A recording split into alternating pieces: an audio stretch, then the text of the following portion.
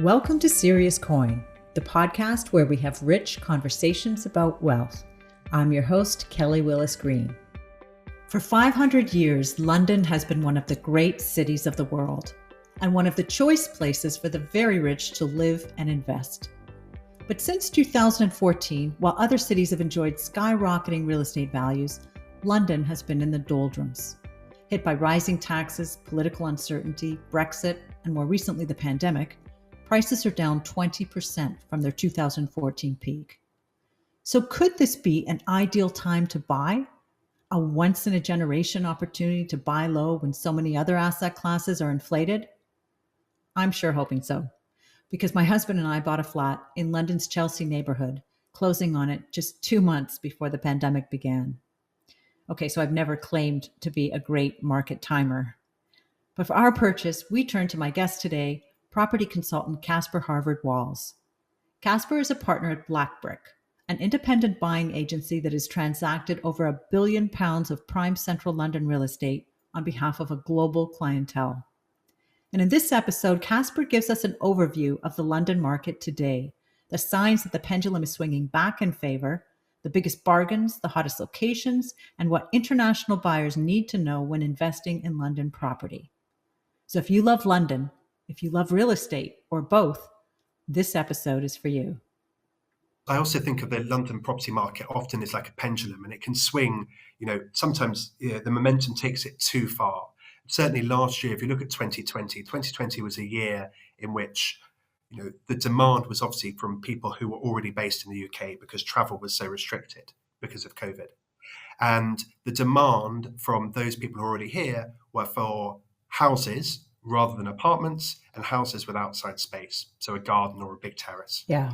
And houses became much more than just, a financial product. They were where you lived, where you worked, where your kids worked because they weren't at school, where you worked out because you couldn't go to a gym. It became everything. And so there was a hunt for more space. And so the kind of prime domestic neighborhoods within London, but then also we saw a movement out of the city into, areas, some of them commutable to the city, but equally areas way beyond that traditional commuter belt that offered people just more space and perhaps a different way of living. So if you mentioned that pendulum concept, where are we in that pendulum right now?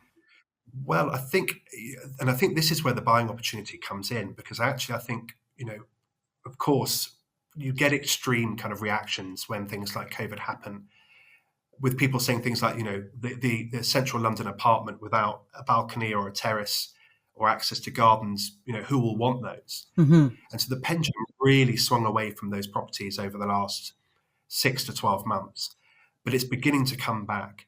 And I think, the international demand, we're beginning to see international clients coming back to London who want access to go out of their front door and be straight in the middle of all of the restaurants and cafes and shops and parks, and the ability to walk, which I also think is a great thing about London. We've got amazing parks that you can go to, museums that you can visit for free, and people want that access.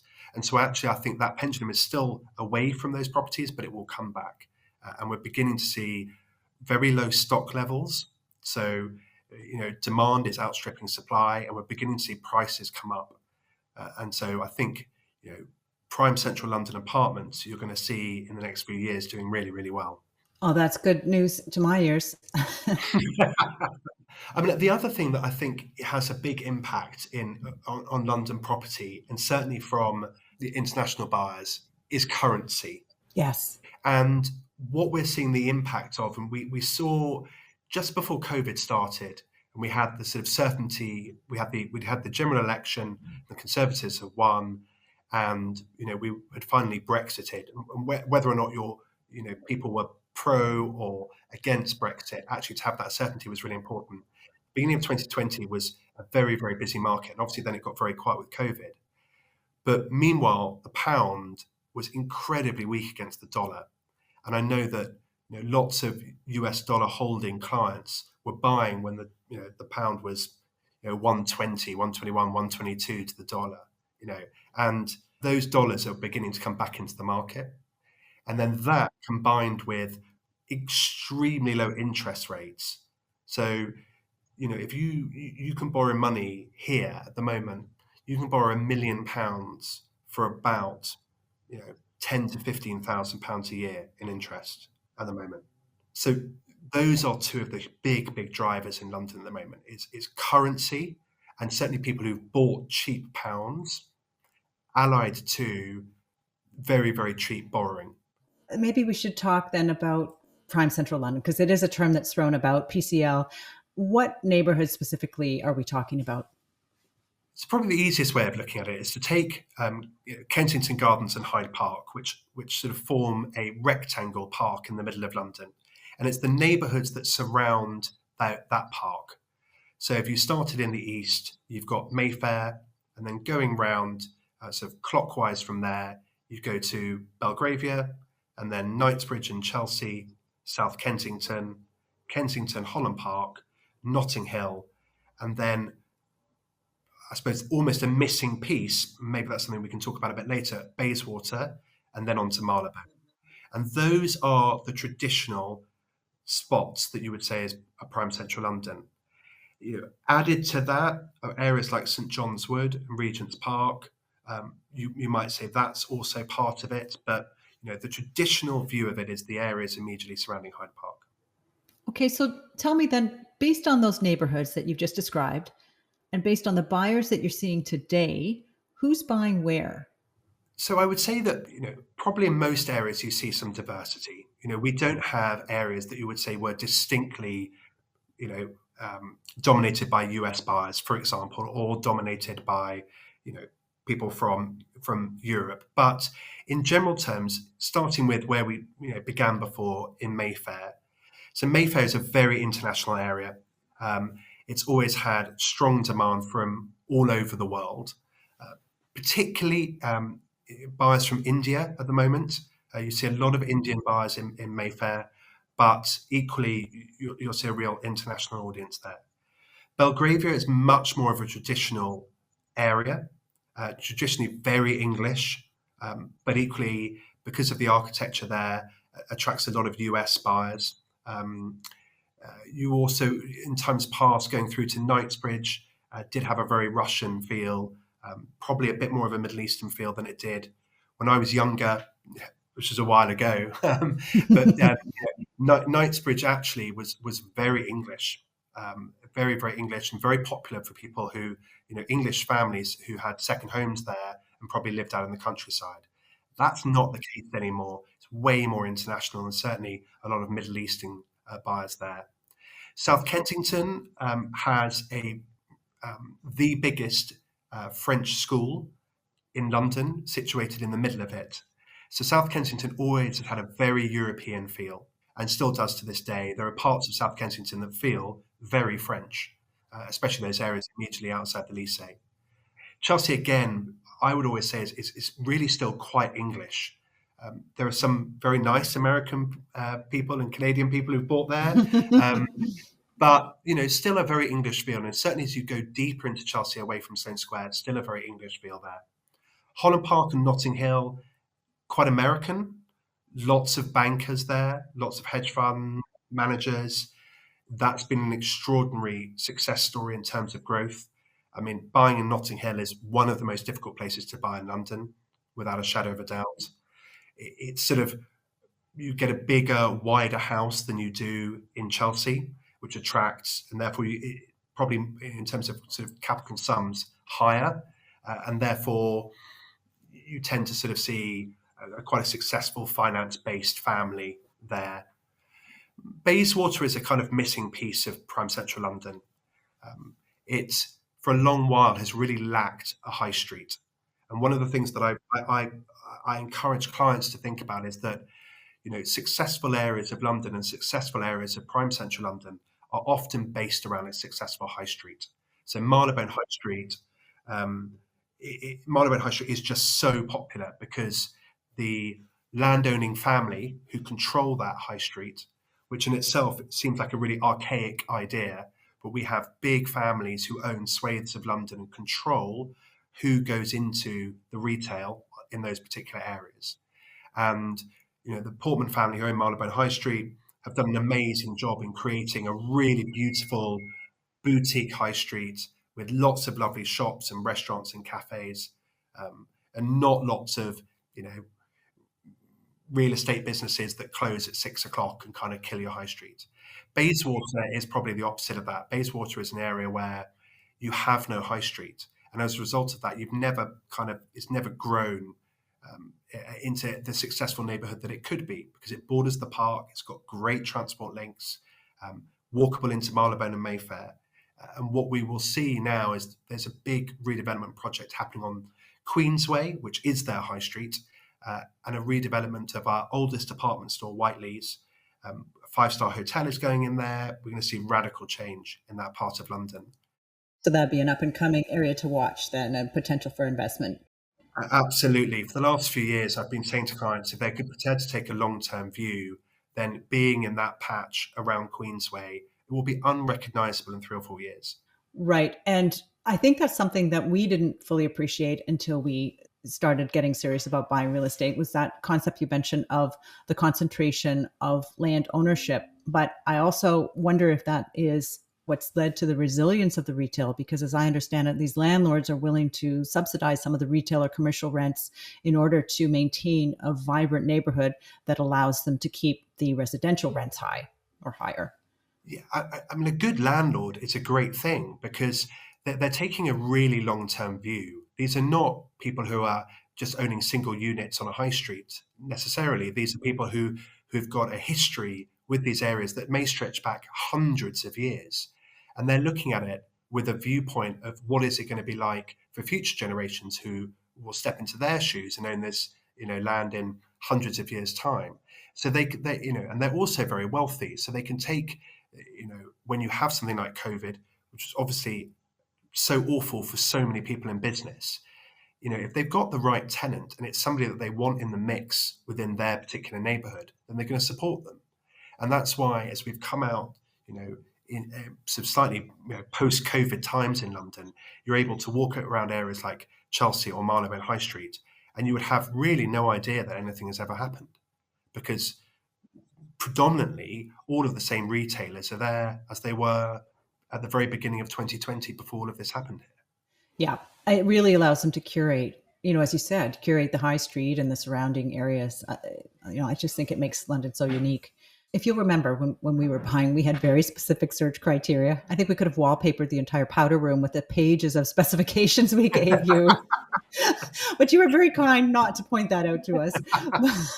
But is that common for your type of buyer, or do they show up and say, Caspar, tell us what to buy and where? It's very rare that somebody, who has the ability to buy a second home just walks into my office and sits down and says, I just want a 2-bedroom apartment. And even if they do say that, once you ask them a few questions, I think people love talking about property. I think people all have an opinion about it. And, the more precise and the more specific that we can get a client thinking about where they want to live and how they want to live, it's really helpful, because London clearly is a very big city. But I would say that actually most clients who are buying a second home have broadly very similar requirements. And that is that once they arrive, they're not looking to be traveling all over the city to go and do things. They want to be able to drop their bags off in their apartment. They want something that is relatively low maintenance to look after. And they want to be able to walk out of their front door, go and grab a coffee, go and have lunch, go to the theatre, see friends, go to the park, without necessarily having to have a car or, get in a taxi. They want it to be as easy as possible. So people will differ on areas that they like. And part of our job sometimes, as happened with you, yes, is to say, totally understand you like that area and we like it too. But actually, we understand the reason why you like that area. And perhaps there might be other areas that, yes, might have a slightly different feel, but will offer you what you're looking for. So if somebody's thinking of buying London as, a store of value, this long-term investment concept that they also get to use and enjoy, what factors should they be focused on? You've mentioned some of the neighborhoods and, being able to walk to things, but in terms of the actual flats, houses, what are the most important factors? So I've mentioned high streets. I think you've really got to think about what do you want to do when you're here? How do you live? Not when you're at home and you're busy with work and, all the normal day to day. Hopefully you're going to be in London, in a more relaxed state. What do you actually like to do? And so that's really important. If it's more theatres or restaurants or parks, so that will govern it. Then think about the type of building that you want to live in. We have a range of buildings here, as any city does. We've got buildings with incredible facilities and concierges and pools and gyms and all manner of things. Is that something you want? Is that something that we have annual, a service charge, maintenance charges for these buildings. In those sort of buildings, those charges are very high because they need to run a lot of services. Do you like that sort of thing or not? Is that important to you or not? And then, are you happy to live in an older style building? Often they're better located because they've been there for 150 years. Do you like that style of architecture? And also, making sure that if you are in an apartment block, what floor are you going to be on? That for me, people who buy, the premier floor in any building in London is the first floor. So, you do pay a premium for that, but they're often the most architecturally interesting apartments. They've got the, great big fireplaces and huge windows and really decorative ceilings. You pay a bit of a premium for them, but you get that premium back when you sell. So, make sure you choose that right micro location, the right building and the right floor. There's another difference because I think what you refer to as the first floor, we actually think of as the second floor. Yes. Yes. Sorry. Yeah, absolutely. And I think, your neighborhood is really important in London. Each neighborhood is like a village here. It has a very different feel. It really does. So take your time to understand those different neighborhoods. Once you've really understood the neighborhood that you want to live in or, want to visit or have as an investment, then start to think about the type of buildings that are often in that neighborhood and whether you like them or not. And it's that process that will kind of lead you to making the right investment, somewhere that you'll really enjoy for a long time. So, what kind of investment time frame should an investor have? Someone who is buying primarily for investment. I think certainly 5 years, and perhaps longer than that. Really, the next 5 years for London, I think, if you look at all of the forecasts from the various, research houses that put information out there into the public domain, in general, people are talking about prime central London being up by 25% over the next 5 years, which would be fantastic if that happened. And I think there are lots of reasons why that could happen.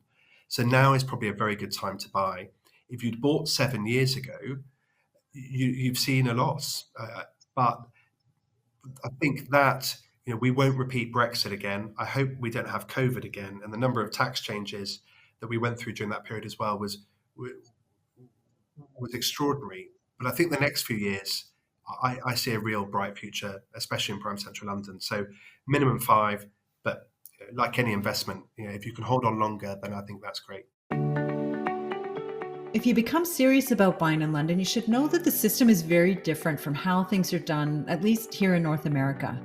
So I asked Caspar to explain some of these differences, starting with the concept of a property buying agent, which from my own experience, I can tell you became a necessity after we spent 2 years searching unsuccessfully to find something. Caspar explains why. I think the greatest sort of challenge to somebody coming into this market is the lack of a multiple listing service here.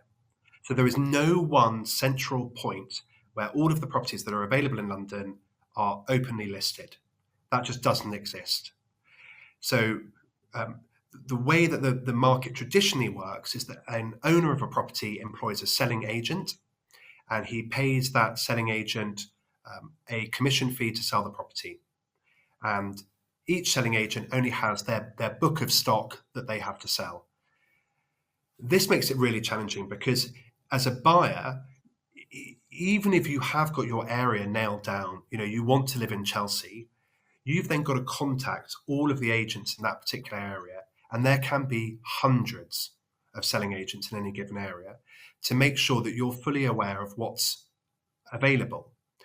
The next challenge is that even as you speak to those agents aren't working for you. They're working for the seller. And then what they're trying to do is they're trying to get the best possible price they can for their client, because that will enable them to grow their business, because they'll go to the next potential seller and say, look, I sold that flat next door for this amount of money. I did a great job. My client's really, really happy. Would you employ me to sell your apartment? And off they go. And that's how they build their business.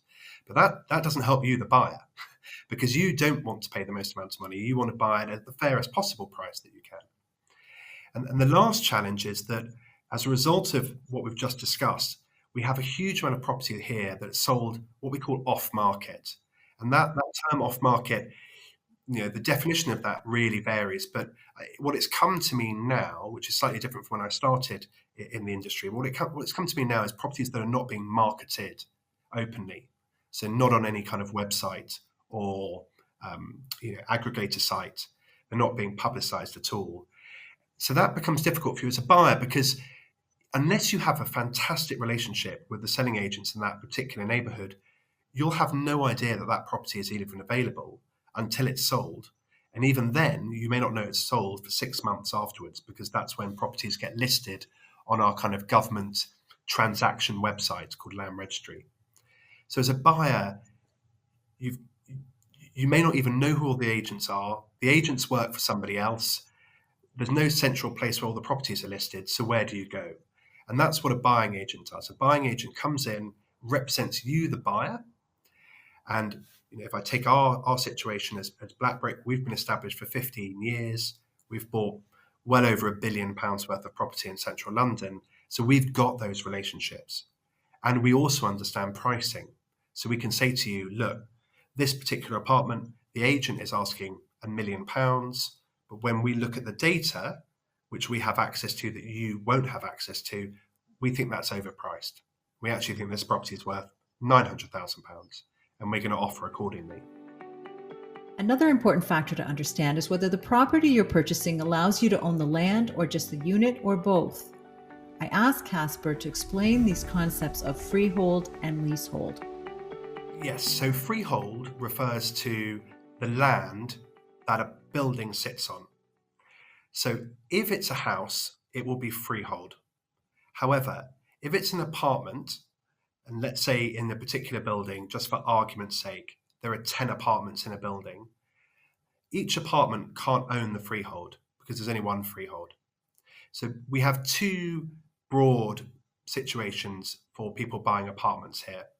The first is that somebody else, a private individual, owns the freehold to the land, and they then grant leases to all of the flats. So they grant 10 leases. So in that situation, those apartments would just be leasehold. And then there's the other distinction is, on occasion, those leaseholders, which they're able to do through law, they can buy out the freeholder. And in that situation, those apartments are referred to as leasehold with share of freehold, because the 10 apartments then split the freehold that the building sits on into 10 portions, and they each own 10%. So we have, if you like, three broad areas. So we have freehold, which would just be a house, and then all apartments are leasehold, and some will have a share of the freehold. The other thing we had to wrap our minds around was the actual transaction process. And my husband still cannot get over the fact that no one was willing to hold a deposit at the offer stage. It's very, very different than what we have here. Can you just briefly describe the process for if someone did want to buy, how that happens? The process is that you put an offer forward and normally go through a stage of negotiation between the two parties. And then the offer will be accepted. And both sides will need to have instructed a solicitor at that stage. And the solicitors will then be engaged, and there's a flow of information between the buyer and seller's side. Information, it really depends between, if it's a house or an apartment, that information is slightly different. What is really unusual about the London market, the market in England in general, is that the offer that you've made is not binding. So the buyer or seller can pull out of the transaction at any time until contracts have been exchanged. And contracts, can take to get to be exchanged. That process of information moving backwards and forwards between the two sides, the two solicitors. If somebody is using mortgage finance, to have that arranged, to have a survey to look at the physical sort of nature of the property itself, to get to an exchange of contracts can certainly take 4 weeks, and it can take a lot longer than that. And all the way during that process, either side can pull out at any time. That's where you get that very British term, gazumping, as well. Will you explain that?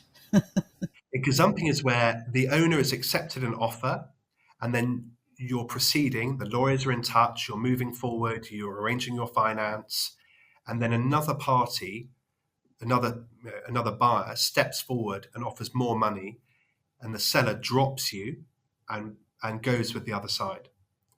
So you're left out of pocket because you would have paid for a survey, you may have paid your bank to arrange the finance, you may have, your solicitor has done some work and therefore you owe him or her some funds, but you have nothing to show for it. It's shocking. And so how often does that really happen? I mean, I imagine it's confined to a hot market, but in a hot market, how likely is that to occur?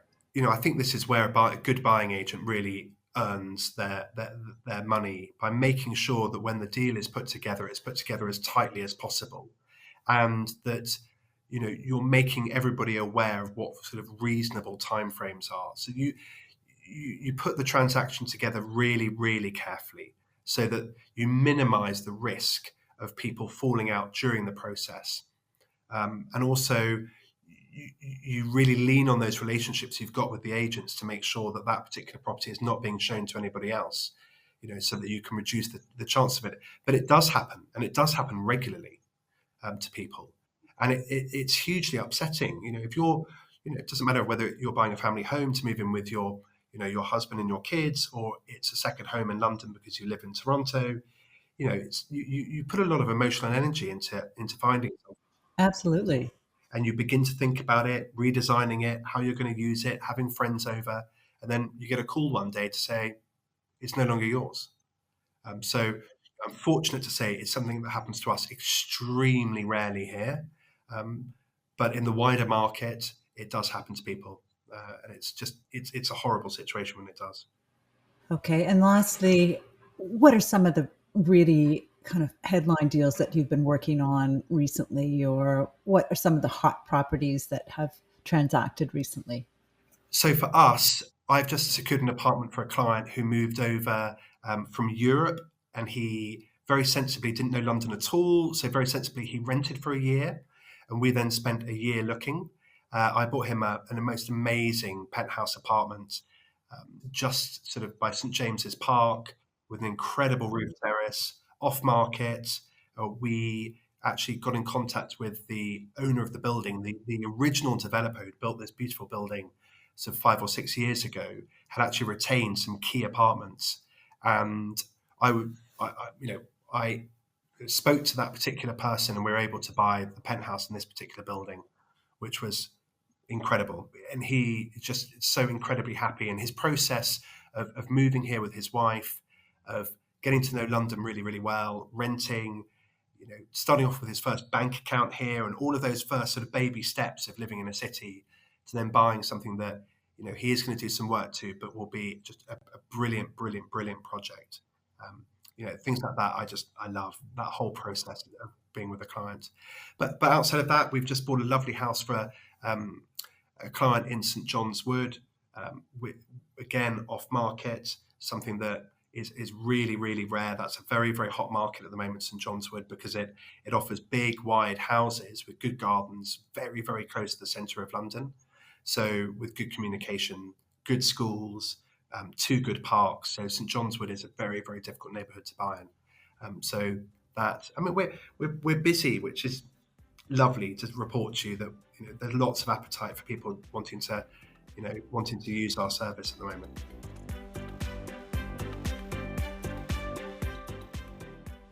Thanks for listening to Serious Coin. I'm Kelly Willis Green. I want to thank my guest, Caspar Harvard Walls of Blackbrick. If you're contemplating a London real estate purchase, you can contact him at caspar.harvard-walls@black-brick.com. I know that's a long one. We have it written in the show description as well. You can also sign up to receive market updates at black-brick.com. This show was produced by Lead Podcasting. Special thanks to Amanda Capito and Michael Allen for production, and Bob Ramsey of Ramsey Writes for consulting on this episode. If you enjoyed this conversation, subscribe to our show wherever you get your podcasts. Thanks for listening to Serious Coin. Serious Coin podcast is provided for your general interest only, and nothing we discuss should be taken as investment, tax, legal, or other professional advice. Always talk to a licensed professional before you take any financial decisions.